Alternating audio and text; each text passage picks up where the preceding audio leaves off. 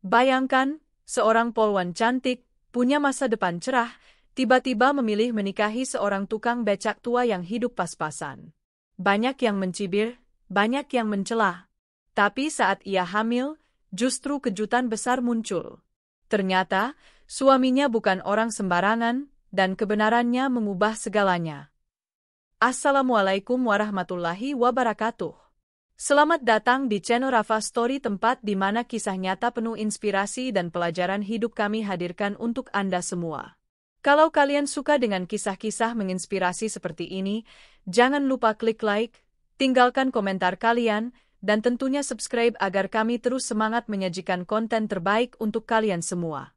Tuliskan sholawat terbaik kalian di kolom komentar sebagai bentuk cinta kita kepada Nabi Muhammad SAW. Dan jangan lupa, tulis juga dari kota atau daerah mana kalian menonton video ini.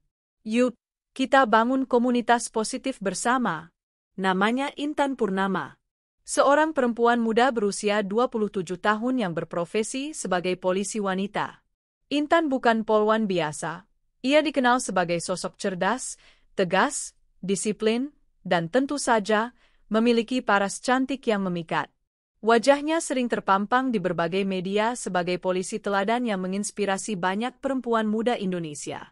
Karirnya di kepolisian sedang menanjak pesat.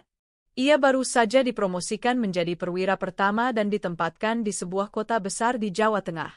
Namun, siapa sangka, di tengah gemerlap karirnya, takdir justru mempertemukannya dengan seorang pria yang sama sekali tidak masuk dalam standar ideal kebanyakan orang.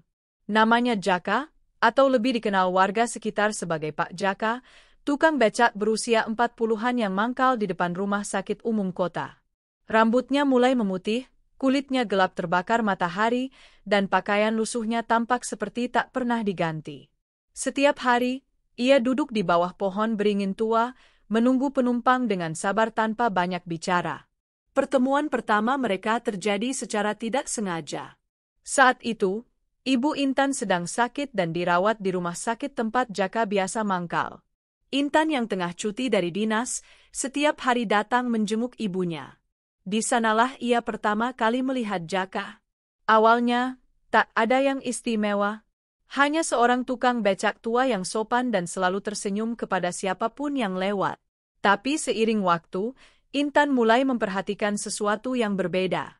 Ia melihat bagaimana Jaka membantu pasien lansia turun dari mobil, menuntun mereka dengan hati-hati. Ia juga menyaksikan bagaimana Jaka menyisihkan sebagian uangnya untuk membeli bubur dan membagikannya ke pasien miskin yang tidak punya keluarga. Tak ada kamera, tak ada penonton, tak ada pujian. Semua dilakukan dalam diam dan tulus. Rasa penasaran membuat Intan suatu hari mencoba naik becak Jaka saat pulang dari rumah sakit. Dalam perjalanan singkat itu, ia membuka percakapan. Suara Jaka dalam, tenang, dan jawabannya selalu bijak. Tak pernah ada keluhan dari mulutnya, meskipun jelas terlihat hidupnya jauh dari kata sejahtera. Dari hari ke hari, Intan makin sering mengobrol dengan Jaka, bahkan mulai membawakan makanan kecil saat bertemu. Keberadaan Jaka memberikan nuansa berbeda dalam hidup Intan, ada rasa damai, tenang, dan hangat yang tak bisa dijelaskan dengan kata-kata. Keluarga dan rekan Intan mulai curiga. Seorang polwan muda, punya karir cemerlang, malah akrab dengan tukang becak? Berbagai sindiran mulai bermunculan. Ada yang bilang Intan sedang stres. Ada pula yang menuduhnya sekadar bermain-main dengan pria tua itu. Tapi Intan tetap tenang. Di dalam hatinya, ada kekaguman yang semakin dalam terhadap Jaka. Baginya, Jaka bukan sekadar tukang becak. Ia adalah pria yang memiliki kepribadian langka, rendah hati, ikhlas, dan penuh welas asih. Suatu malam, Intan duduk bersama ibunya dan berkata dengan serius, "Bu, kalau nanti aku menikah, aku ingin bersama orang yang bisa membuatku tenang, yang membuatku merasa cukup dan diterima." Aku menemukan itu di diri Pak Jaka. Sang ibu terdiam. Air matanya mengalir pelan.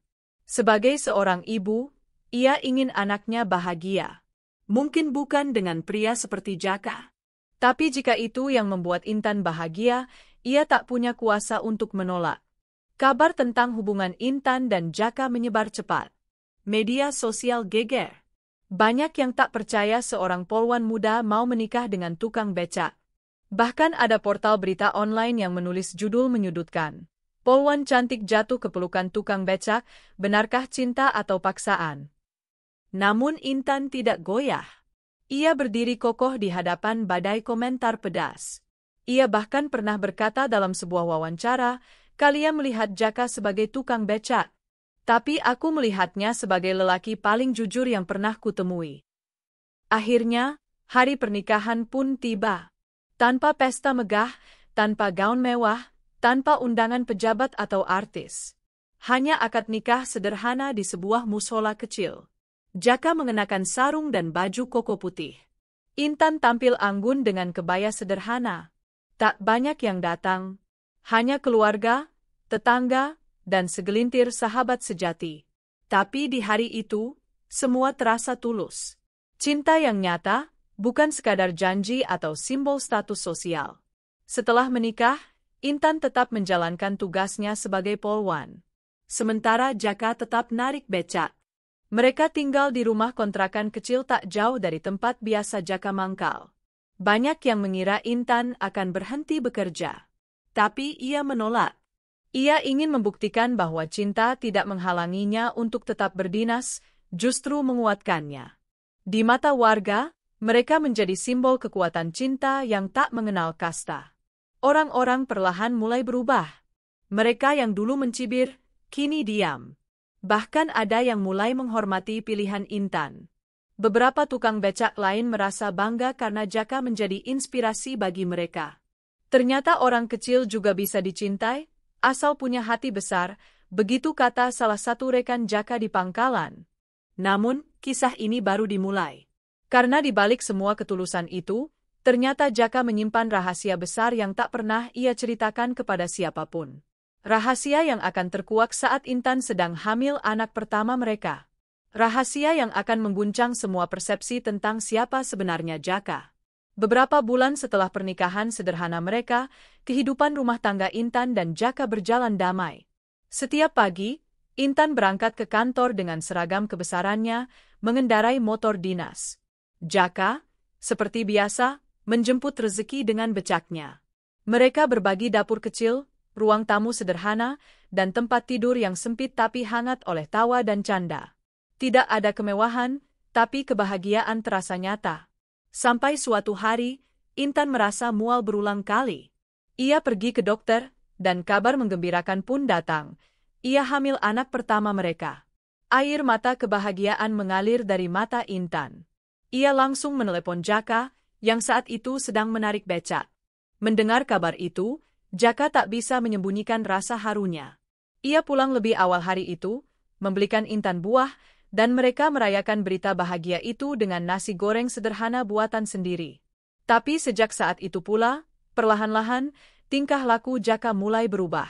Ia jadi lebih sering melamun. Kadang terlihat termenung lama di serambi rumah sambil menatap kosong. Bahkan beberapa kali Intan melihat Jaka berbicara sendiri dalam bahasa asing yang tak dikenalnya. Bahasa itu tidak seperti bahasa daerah atau percakapan biasa. Intan sempat mengira suaminya sedang kerasukan atau mengalami stres. Namun saat ditanya, Jaka hanya tersenyum dan menjawab, "Enggak apa-apa, Bu. Kadang masa lalu itu suka datang tiba-tiba." Intan mulai resah. Keinginannya untuk mengenal lebih jauh siapa sebenarnya pria yang dinikahinya menjadi kuat. Ia pun mulai bertanya-tanya kepada tetangga sekitar, sejak kapan mereka mengenal Jaka. Anehnya, tidak ada satupun yang tahu asal-usul Jaka. Dia tiba-tiba aja muncul 3 tahun lalu, kata Pak RT. Nggak pernah cerita tentang keluarga, saudara, atau kampung halaman. Tapi orangnya baik banget, makanya kami anggap seperti keluarga sendiri. Kecurigaan semakin menguat ketika suatu malam, saat Intan sedang menyapu halaman, ia menemukan sebuah koper tua di bawah kolong tempat tidur. Koper itu berdebu, terkunci, dan tampaknya sudah lama tidak dibuka. Rasa penasaran mendorong Intan untuk membukanya. Setelah beberapa usaha dengan pinset dan kawat kecil, kunci koper berhasil ia buka, dan isi di dalamnya membuat darahnya berdesir dingin. Di dalam koper itu ada setelan jas mahal, sejumlah dokumen berbahasa asing, beberapa foto lama, dan sebuah identitas dengan nama berbeda. Bukan Jaka, tapi Dr. Ihsan Rizal, PhD. Dalam foto itu, tampak sosok Jaka dengan rambut lebih hitam, mengenakan toga kelulusan dari sebuah universitas di luar negeri. Dokumen lain menunjukkan sertifikat keahlian medis, surat tugas kedokteran, dan sejumlah referensi dari rumah sakit luar negeri. Intan nyaris tak bisa bernapas. Siapa sebenarnya suaminya ini? Malam itu juga, Intan menunggu Jaka pulang. Ia duduk di ruang tamu dengan koper terbuka. Ketika Jaka masuk, ia langsung terdiam melihat barang-barang itu. Tidak ada amarah di wajahnya, hanya sorot sedih yang dalam. "Jadi, kamu bukan tukang becak?" tanya Intan lirih. Jaka menunduk lama, sebelum akhirnya menghela napas dan duduk di samping istrinya. Dengan suara pelan, ia mulai bercerita bahwa dulu, ia adalah seorang dokter spesialis bedah syaraf, lulusan luar negeri dengan karir yang sangat cemerlang. Ia bekerja di rumah sakit ternama di Singapura, bahkan sempat menjadi peneliti tamu di Swiss. Tapi hidupnya hancur saat tragedi menimpa anak dan istrinya dalam kecelakaan pesawat 10 tahun lalu. Ia kehilangan segalanya. Ia mengalami depresi berat, keluar dari rumah sakit tempatnya bekerja, lalu menghilang dari dunia medis. "Saya nggak kuat melihat ruang operasi lagi. Semua mengingatkan saya pada istri dan anak saya yang nggak bisa saya selamatkan," kata Jaka dengan suara serak. Ia kemudian memutuskan hidup mengembara, mencari ketenangan, hingga akhirnya menetap di kota kecil ini. Menjadi tukang becak adalah cara baginya untuk tetap merasa berguna, mengantar orang, membantu mereka, tanpa harus menyentuh dunia yang pernah menyakitinya. Air mata mengalir dari mata Intan. Ia tak tahu apakah harus merasa marah karena dibohongi, atau sedih karena pria yang begitu ia cintai ternyata menyimpan luka yang begitu dalam. Tapi satu hal yang pasti, ia semakin yakin bahwa keputusannya untuk mencintai Jaka bukanlah sebuah kesalahan. Justru, ia merasa terhormat bisa menjadi bagian dari proses penyembuhan luka hati suaminya. Namun, cerita ini belum usai. Kabar kehamilan Intan ternyata membawa gelombang baru dalam kehidupan mereka. Jaka mulai mendekat lagi pada dunia medis, ia membaca jurnal kedokteran, mengamati perkembangan kesehatan Intan, bahkan mulai membantu tetangga yang sakit dengan pengetahuan medis yang masih sangat mumpuni. Tetangga-tetangga yang awalnya mengira Jaka hanyalah tukang becak biasa, mulai menyadari ada sesuatu yang lebih dalam dari pria ini. Dan kabar itu pun mulai menyebar keluar kota. Salah satu mantan kolega Jaka, seorang dokter senior dari Jakarta, kebetulan sedang berkunjung ke kota tersebut dan secara tak sengaja bertemu Jaka di rumah sakit saat ia menemani Intan. Dokter itu kaget bukan main. "Ihsan? Astaga, kamu kemana saja selama ini? Semua orang mengira kamu sudah meninggal." Pertemuan itu menjadi titik balik besar dalam hidup Jaka. Ia diundang kembali ke Jakarta, diminta membantu menyelesaikan kasus medis langka, dan bahkan ditawari posisi sebagai kepala tim ahli di rumah sakit swasta bergengsi. Tapi Jaka bingung. Ia sudah merasa damai dengan hidup barunya, tapi di sisi lain, dunia yang pernah ia tinggalkan kini memanggil kembali. Intan, yang kini sedang hamil 7 bulan, hanya berkata, "Apapun keputusanmu, aku akan mendukung. Tapi satu hal yang perlu kamu tahu, aku jatuh cinta pada tukang becak bernama Jaka, bukan Dr. Ihsan." Kalimat itu menggema dalam hati Jaka. Di tengah kebingungan, ia sadar, mungkin sudah saatnya berdamai dengan masa lalunya. Tapi dengan cara dan jalan yang ia pilih sendiri. Setelah kabar mengejutkan bahwa Jaka, yang selama ini dikenal sebagai tukang becak, ternyata adalah seorang dokter bedah saraf yang sempat menghilang dari dunia medis, hidup rumah tangga Intan dan Jaka berubah 180 derajat. Lingkungan sekitar mulai heboh.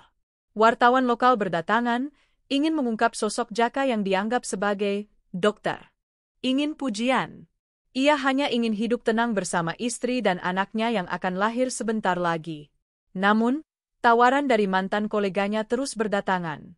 Rumah sakit swasta bergengsi di Jakarta menginginkan Jaka sebagai penasihat medis.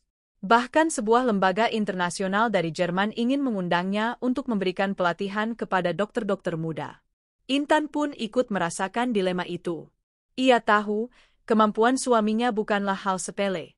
Dunia bisa sangat terbantu oleh sosok seperti Jaka. Tapi di sisi lain, ia khawatir jika Jaka kembali terjun terlalu dalam, luka lamanya akan kembali menganga. Suatu malam, di ruang tamu kecil mereka, Jaka duduk berdua dengan Intan. Lampu temaram menemani keheningan mereka. Angin malam berembus pelan dari jendela yang setengah terbuka. Intan, ujar Jaka pelan, aku tahu kamu mencintai aku sebagai Jaka, si penarik becak. Tapi aku tak bisa menutup mata terus terhadap panggilan ini. Banyak nyawa yang mungkin bisa aku bantu. Tapi aku juga takut kehilangan diriku sendiri, lagi.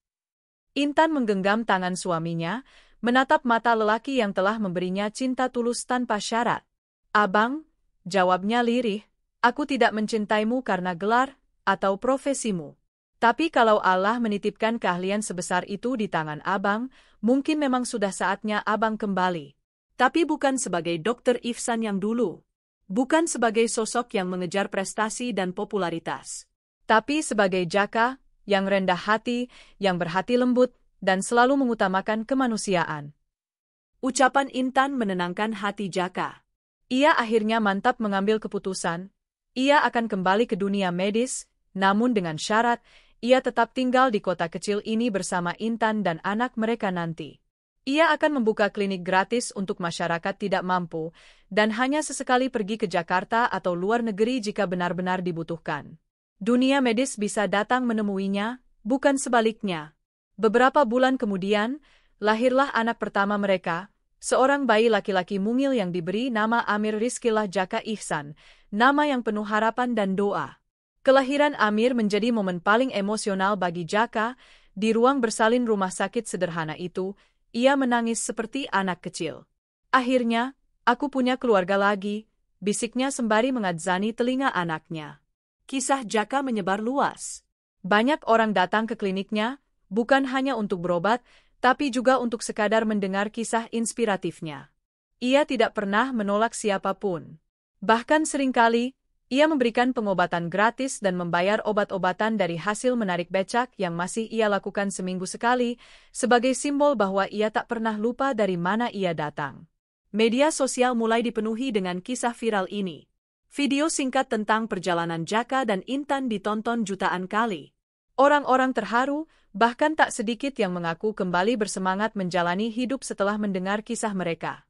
Tapi yang paling menyentuh adalah komentar dari seorang anak yatim yang menulis, "Terima kasih Om Jaka, karena cerita Om, saya jadi ingin jadi dokter yang baik, bukan yang kaya, tapi yang menolong banyak orang." Tahun demi tahun berlalu. Klinik Jaka berkembang menjadi rumah sakit kecil swasta yang tetap mempertahankan prinsip, tidak menolak pasien miskin, dan tetap ramah kepada siapapun. Intan yang dulu seorang polwan, kini memilih menjadi pengelola sosial klinik itu, membantu mencatat data pasien dan menjadi pendamping para ibu hamil dari kalangan tidak mampu. Anak mereka, Amir, tumbuh menjadi anak yang pintar dan penyayang. Setiap hari melihat ayahnya menolong orang, ibunya menyapa pasien dengan senyum, membuatnya punya cita-cita besar sejak kecil. Aku mau jadi dokter kayak ayah, tapi aku juga mau punya becak, biar bisa bantu orang tua yang kecapean. Kisah ini bukan hanya tentang cinta yang mengalahkan kasta, tapi tentang bagaimana luka masa lalu bisa disembuhkan oleh cinta yang tulus. Bahwa tidak penting dari mana kita datang, atau siapa kita dulu, yang penting adalah apa yang kita pilih untuk kita perjuangkan hari ini. Dan hingga kini, banyak orang masih datang ke klinik kecil itu, bukan hanya untuk berobat, tapi untuk melihat dengan mata kepala sendiri bahwa kisah cinta tukang becak dan polwan cantik itu bukan sekadar dongeng. Ia nyata. Ia hidup. Dan ia terus menginspirasi ribuan hati.